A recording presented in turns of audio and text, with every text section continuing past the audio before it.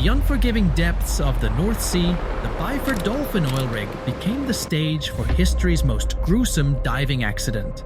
6 men, a pressurized chamber, and a fatal oversight merged science with tragedy, turning a routine dive into a catastrophic lesson on the razor-thin margin between life and death.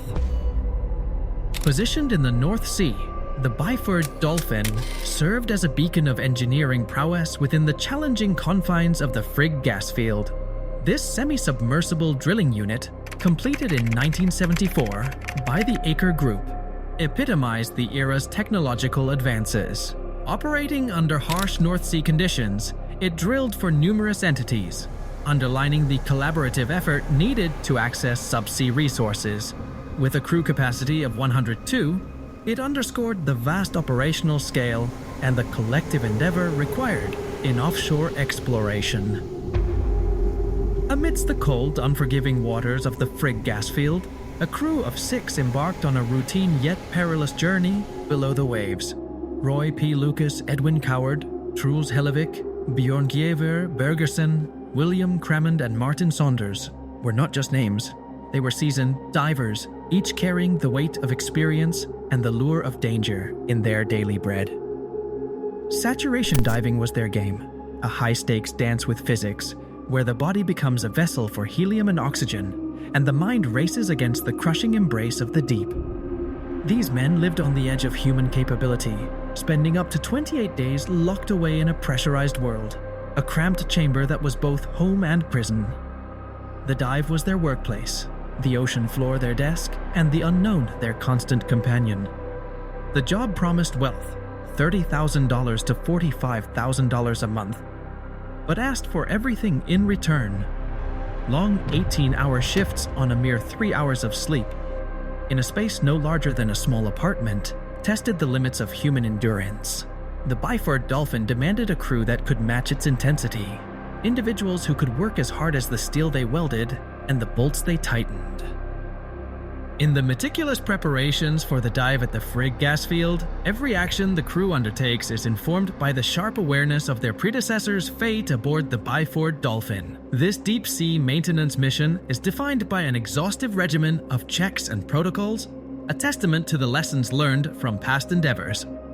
The operation's goal is clear: uphold the uninterrupted function of this critical gas field while safeguarding against the merciless variables of the deep.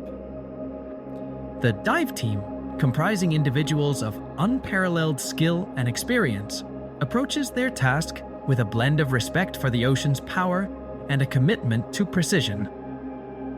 The technical and mental preparations are as thorough as they are critical.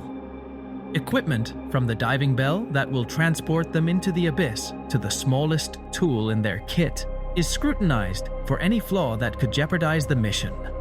Each procedure is rehearsed, each potential emergency contemplated and planned for, ensuring the team is prepared for any eventuality. The dive's significance extends beyond routine maintenance. It is a crucial endeavor to ensure the energy supply's resilience. It demands not just technical expertise, but an acute understanding of the high-stakes environment in which they operate. This preparation phase is not merely about technical readiness. It's about reinforcing a mindset where safety and meticulous attention to detail are paramount.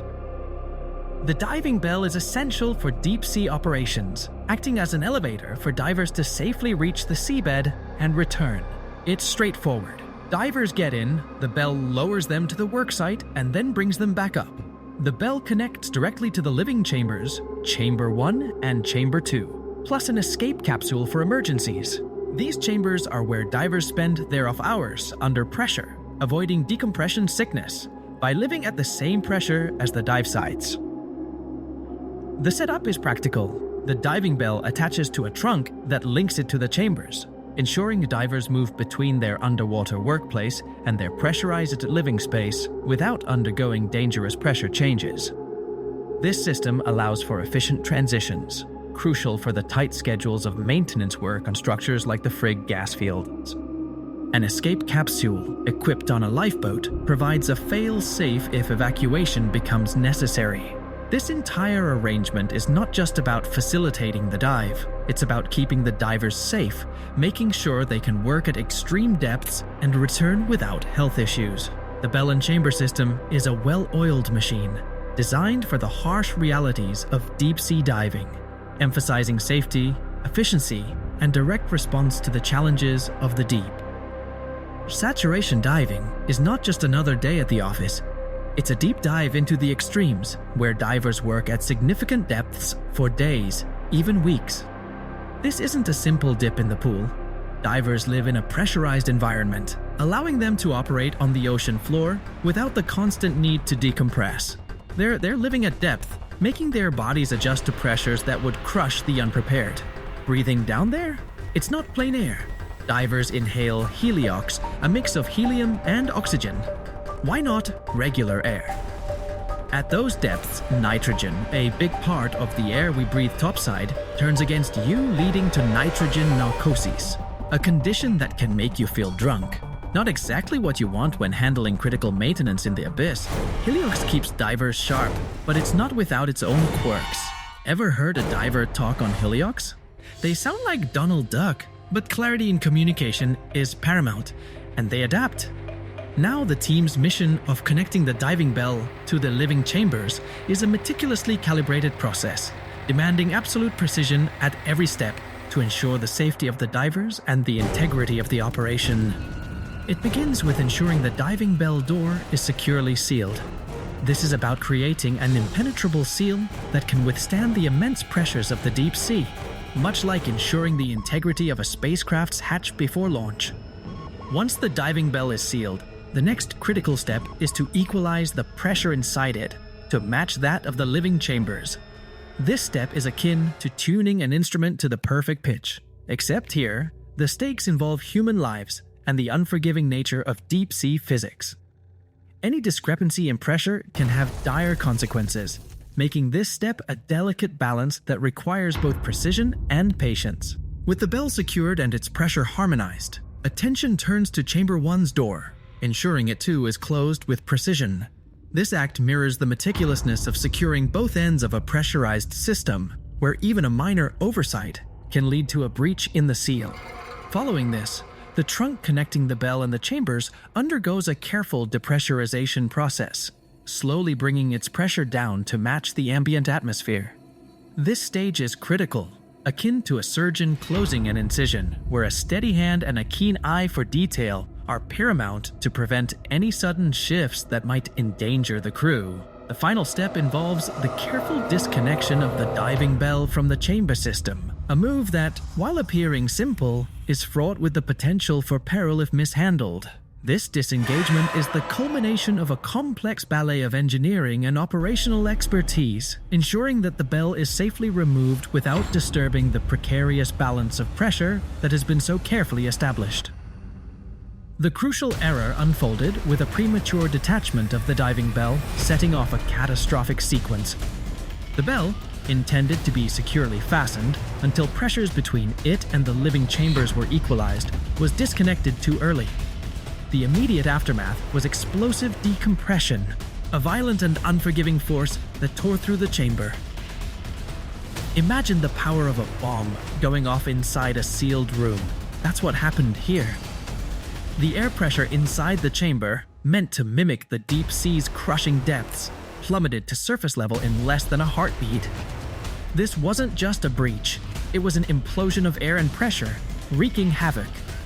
The divers, caught in this relentless force, stood no chance.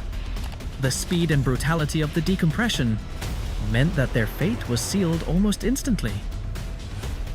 The divers' bodies bore the unfathomable toll of this tragedy, with outcomes too grim to detail.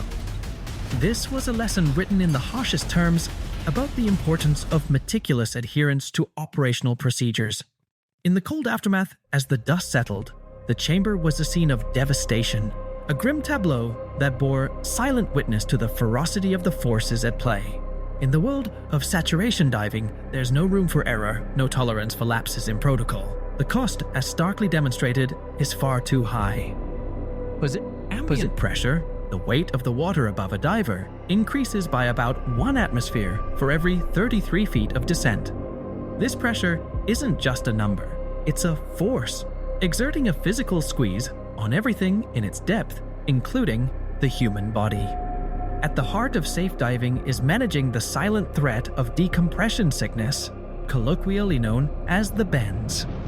This condition occurs when a diver ascends too quickly, causing dissolved gases in the blood, primarily nitrogen, to form bubbles. These bubbles can cause anything from joint pain to paralysis or worse, death. It's akin to opening a carbonated drink. The sudden decrease in pressure releases the dissolved gas as bubbles. The physiological impact of rapid decompression is nowhere more starkly illustrated than in the Byford Dolphin incident. In this case, the premature detachment of the diving bell led to an explosive decompression, with the internal pressure of the chamber plummeting to match the surface's atmospheric pressure almost instantaneously.